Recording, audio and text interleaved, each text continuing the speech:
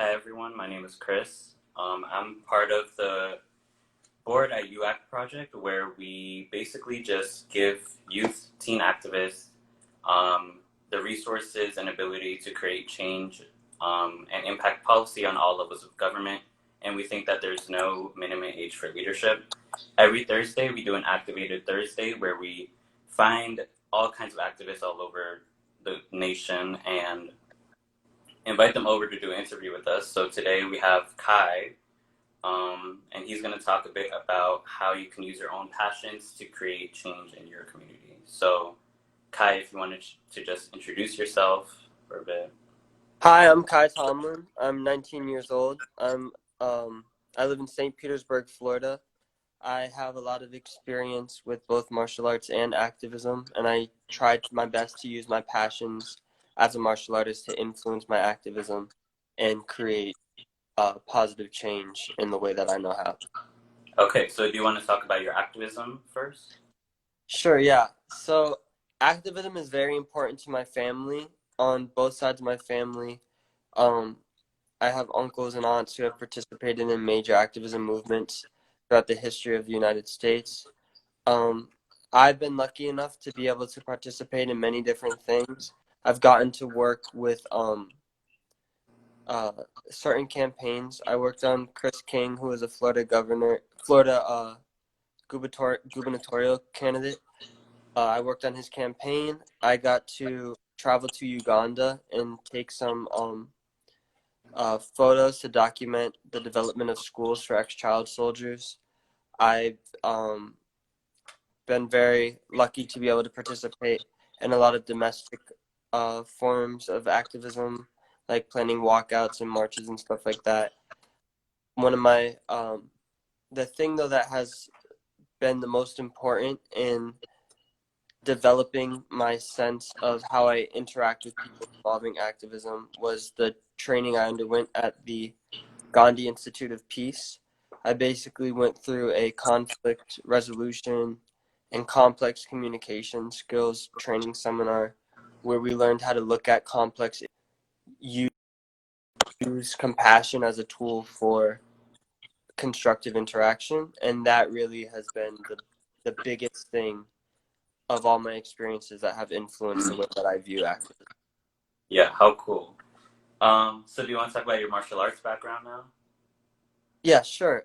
So I've studied martial arts for 13 years of my life. It's a very big part of who I am as a person, and it influences how I see the world a lot. I first started studying martial arts when I was in first grade, so I was like 6.5 or 7. And I started studying at a school in St. Petersburg, Florida called Acklin Superkicks, where we focus on a Korean and Japanese martial art, mainly focused in Korean martial arts. Have studied under my sensei, Mr. Acklin, for my whole life, and he has influenced a lot of the way that I think about martial arts. I've also been incredibly lucky to be able to study in many different places around the world. I've gotten to study traditional Chinese martial arts. I lived in a Buddhist temple for a while in Japan and studied Japanese martial arts. That was when I was first introduced to the concept of internal martial arts in a complex way. And I also got to study staff fighting with the Maasai.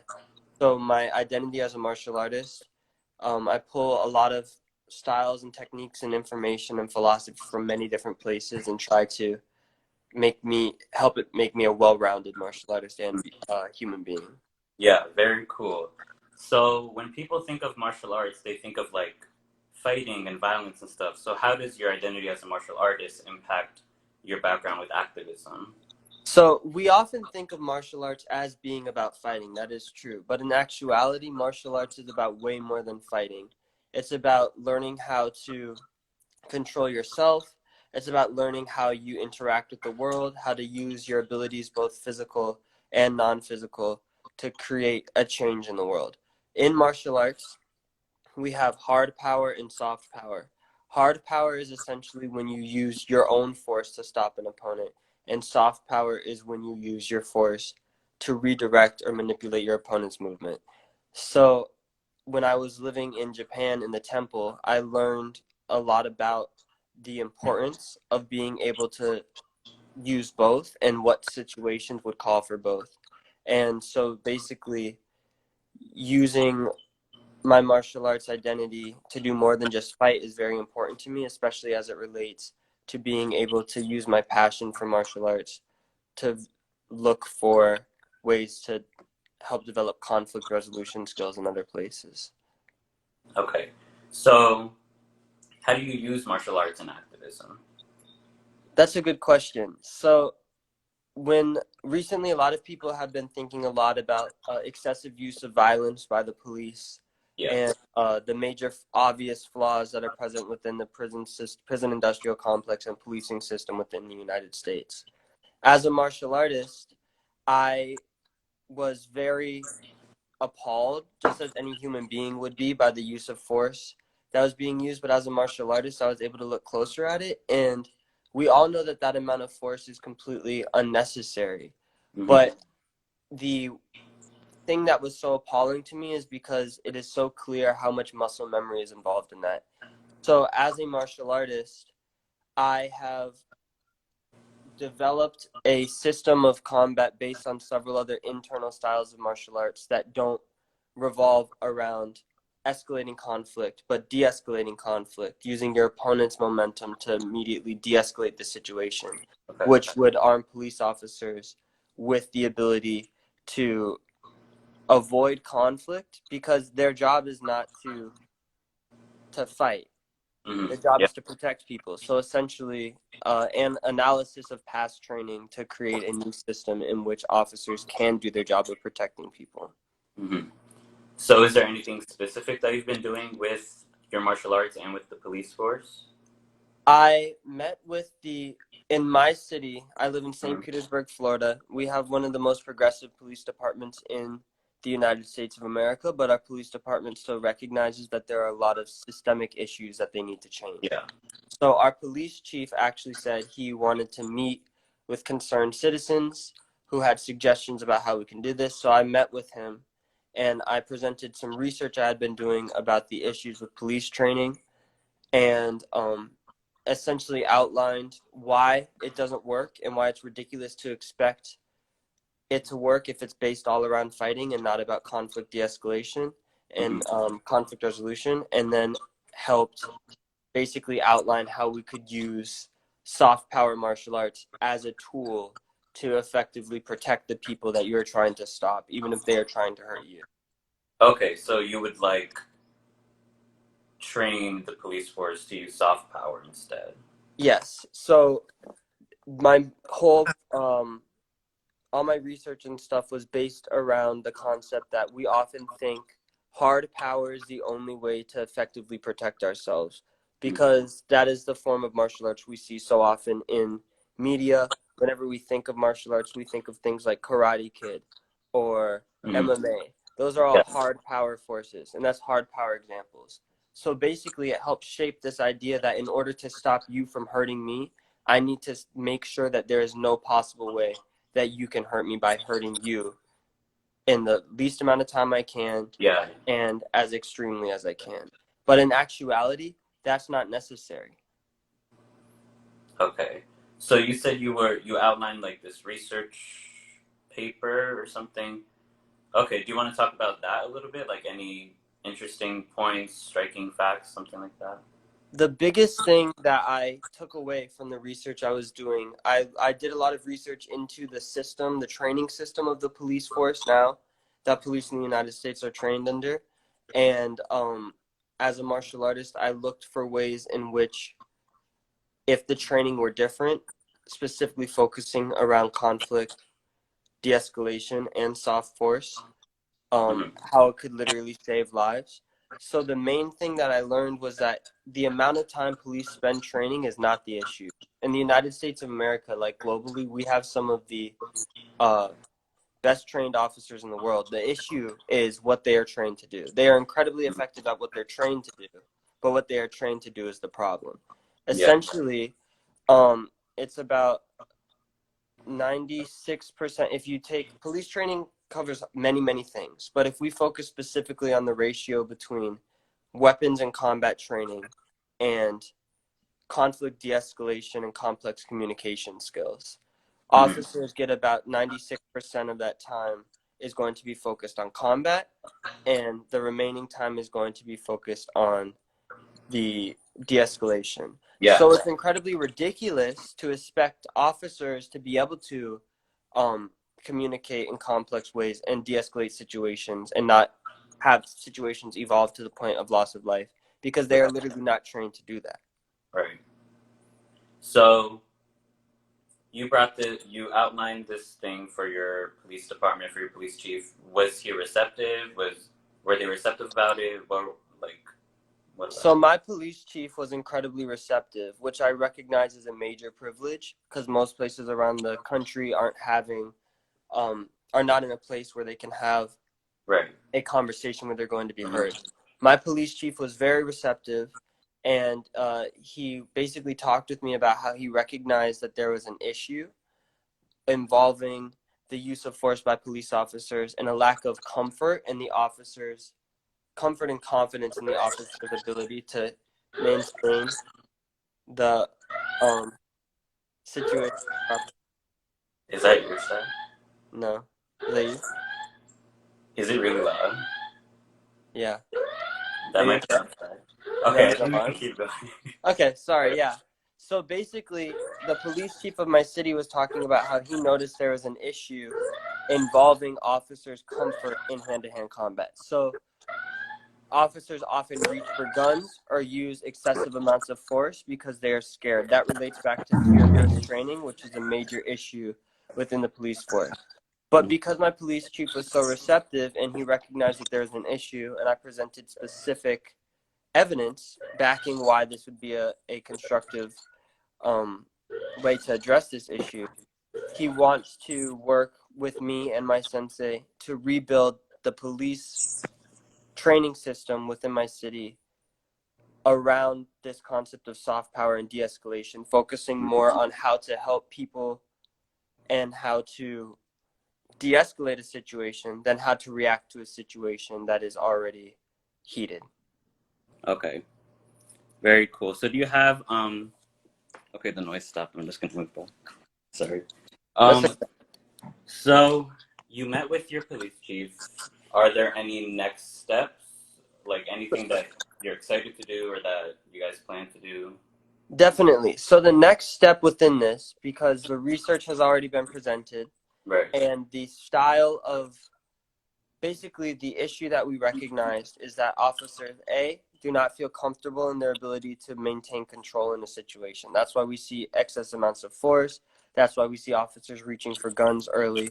They are afraid and they don't feel confident in their ability to maintain control in the situation.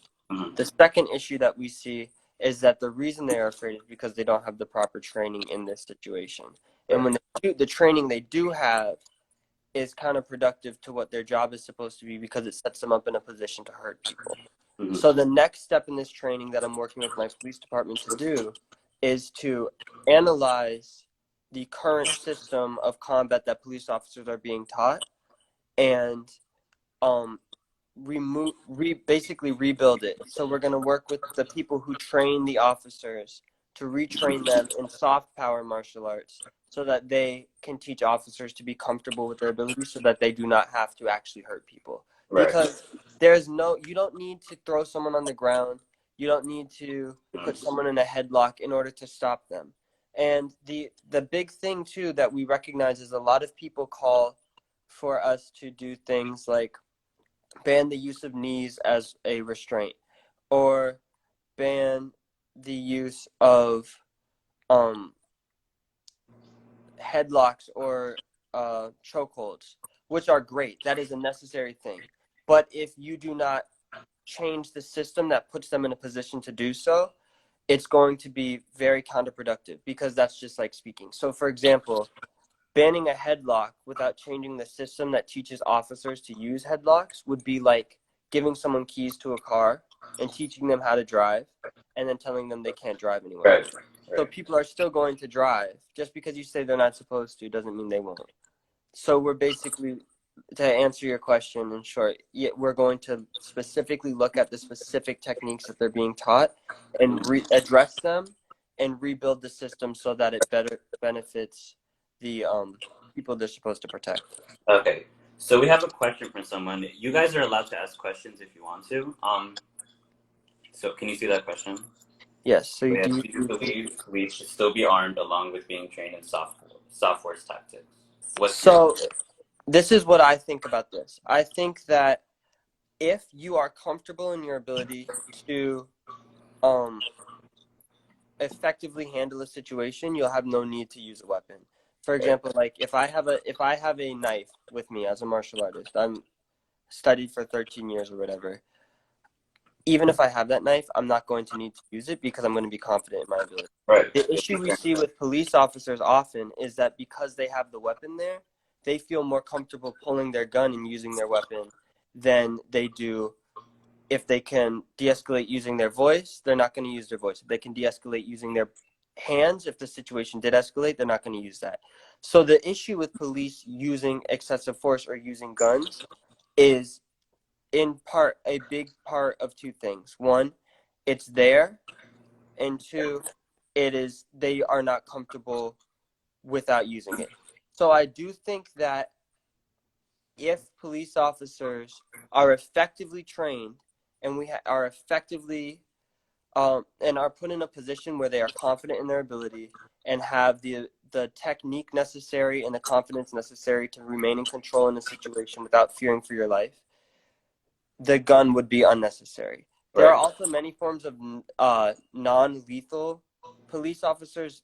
The whole issue that we see in my research that I've seen and when I'm talking with my police chief that I see is a jump to lethal force when there is no need for it.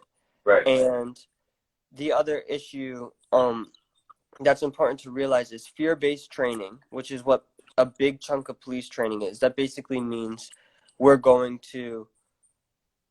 I need to be afraid of you because you could be a possible threat. And because you're a possible threat, I'm going to engage with you as a threat.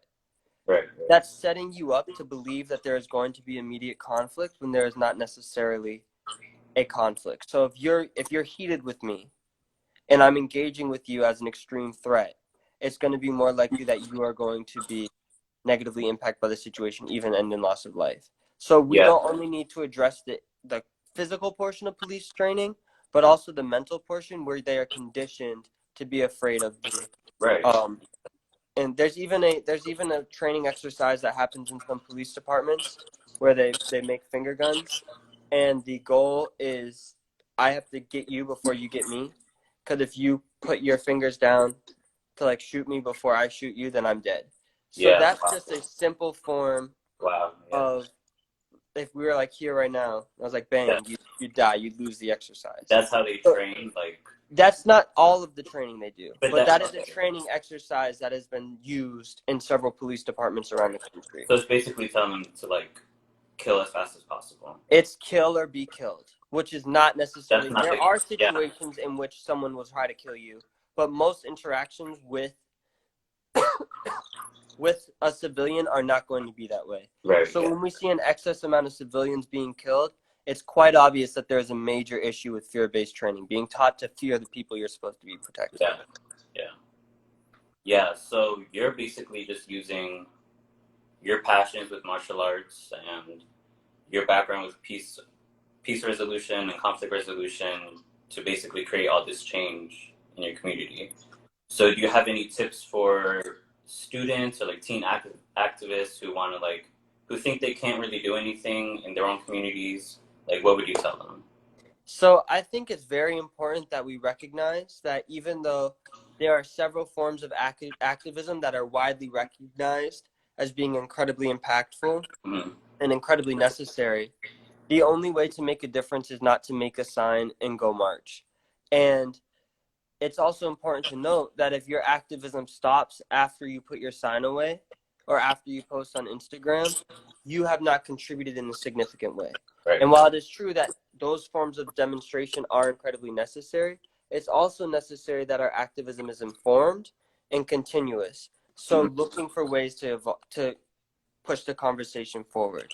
Yeah. The other thing that's important to recognize is that we all have many different ways that we can contribute.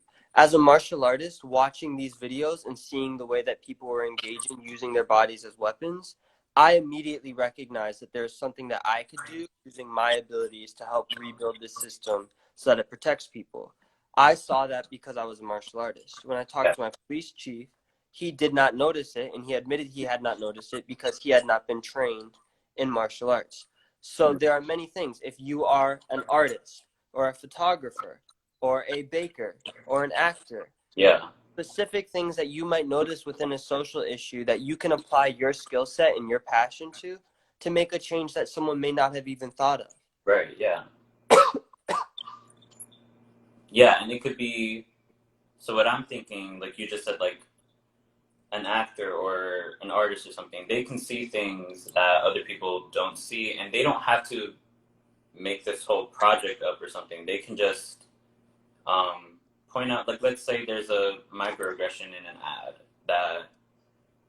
that's like that an actor would see or something like that. They can point that out and like Exactly. that's a form of activism. It's just anytime you see it, any work that you can do using your passion to push for social change is good work. Right. Right. Necessary, and it's impactful. Everything doesn't have to be the March on Washington. Small victories are just as important because we need people fighting on on every front. It's we can all there's something we can all do. So recognizing that you have an impact and that there's a lot of things in different ways in which you can exercise your voice and your privileges to create an impact is very important, I think. Right. Yeah, I think so too. So, another question I had that just came up is you talked about doing a lot of research for your outline. There are a lot of people who struggle with research who like don't really know where to start or don't know how to compile research. What would you tell them? About how to find research. How to research? Yeah, like what is? I think a big thing that helped me is I had a specific thing that I was looking for. Mm-hmm. I didn't just type in police training. I typed in the combat portion. I looked at specific things involving combat, involving weapons training. I had a specific thing that I was looking for. If you pinpoint one thing that you're interested in, let's say you want to look at the history of misrepresentation and microaggressions in advertisements, Mm-hmm. you can look for a specific group and look in a specific way to see how it's impacted. Additionally, like it's okay to work on a small scale and build out. When I was looking at this as a solution for the policing issue, I'm not tackling all the police in the United States at once. Yeah. I'm working locally within my local police department to establish a concept of how this could work. Eventually, I'll try to expand this information and this concept further.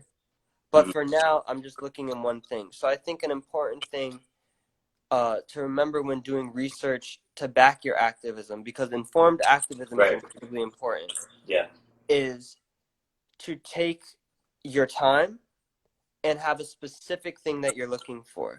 Mm-hmm. And if you find something that makes you change your point or change the way that you feel about an issue, that's okay. It's okay to change your mind. It's okay to see new information. You don't have to be set in stone. Mm-hmm. Yeah, I think it's important to be open to change and to evolve your ideas as well. I also sorry. No, you can go. I also think it's important that we recognize that there are privileges as it relates to activism. Mm-hmm. Not everybody has the privilege of taking the day off work and going to a protest. Right. Not everybody has the privilege of being able to research online 24/7 because they don't have access to the materials necessary to do so. Okay. Additionally, even looking at your place in the country, forms of activism that are necessary in Chicago might not be necessary in St. Petersburg, Florida, or Washington, D.C. So if you only engage in activism the way that we see it done nationally, if we are protesting the way they're protesting in New York about issues that are present in New York, but we're completely impacted in a different way in Los Angeles, we're not actually helping Los Angeles. Yeah. So we have to be able to recognize as activists, especially young activists, because a lot of these issues we're very involved. We need to be very well educated and have specific concepts of how the area we are in is being specifically impacted. Yeah, area matters. Like you said, that St. Pete was your police force is very progressive, and St. Pete is progressive as a whole.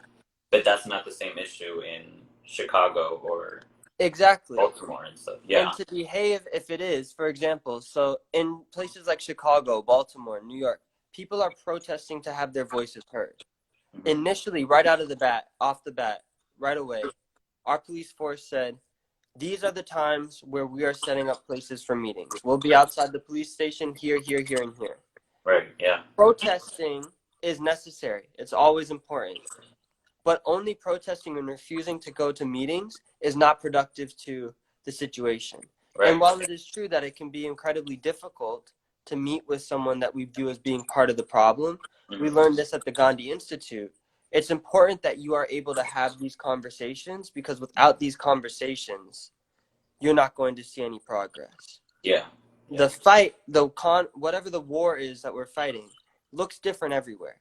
So to refuse to recognize that is a failure to recognize privilege, and that's just as destructive as failing to recognize any privilege. Yeah.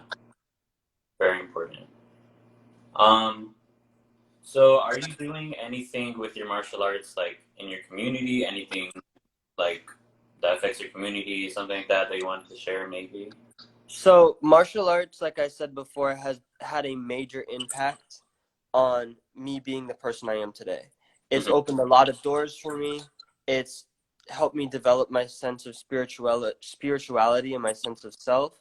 It's helped me with my confidence, my physical ability, my mental ability, all these different things. It's an amazing Right. opportunity. Yeah. But martial arts training can also be incredibly expensive and is not always easily accessible to all people. So at my dojo, I'm working to develop a scholarship program that'll basically make martial arts an affordable experience for people who will not necessarily have access to it otherwise. A Right. big Yeah. thing that I've recognized as a martial artist is, especially in the United States, many of our areas that we occupy are mainly occupied by white people. There aren't many people of color. Mm-hmm. And as a person of color who has excelled in the martial arts and sees, I think it's very important that I work hard to make sure other members of my community have access to this Yeah. space. Yeah. So basically, we're working on starting a scholarship program for Mm. my dojo that'll make it so that 10 students who would not have had, who may not have had access to this type of martial arts program will be able to study within our program, tuition completely covered by the scholarship. Okay. So the personally, I feel like creating things like this is an investment not only in your community, like the members of your community, but the future of your community. Yeah. Because many things that change lives are not always easily accessible. So it's not really fair to benefit from those systems and not push to make sure that other people also have access to these systems. Yeah. Yeah. That's very important. Do you have like a GoFundMe or something, or like something you would like to share Yes, so I have a GoFundMe actually in my on my account. The link on your bio? that it gives you on Instagram in my bio is the GoFundMe to the scholarship program at my dojo, and we are trying to raise money so that we can actually create this program to Mm-hmm. give people access to this entire world. Yeah. Because, like I said, martial arts is more than just fighting. It's about Mm-hmm. confidence, respect, discipline, so many things, so many lessons that are incredibly important in our lives. And giving people access to this is a passion of mine because I've benefited so much from it. So the GoFundMe is actually in my, and all the money from that is going to go directly into the scholarship fund. And hopefully we'll be able to change a lot of lives and invest in a lot of lives, Yeah. because it's really going to be, it's a life-changing experience. Right. Yeah, that's great. So if you guys want to donate, it's in Kai's bio. I'll also post the link when I post this Instagram live later today. Um, is there anything else you would like to share, or does anyone have any questions or something like that? Because we're getting ready to wrap up everything. So we could just wait. Yeah. So, so yeah, we do an Activated Thursday every week. So if you guys tune in next week, we'll have something new, and every other week after that. Um, so yeah, and I do think in the future, Kai is currently working on writing a blog for us as well, about the same topic about using your passions for activism in any form. So you guys should look forward to that and follow us on Instagram and on Twitter. So yeah, that's it. It was great talking to you. Very interesting, very important. Thank you Um, very much. yeah. Okay. Have a good day. Thanks, you too.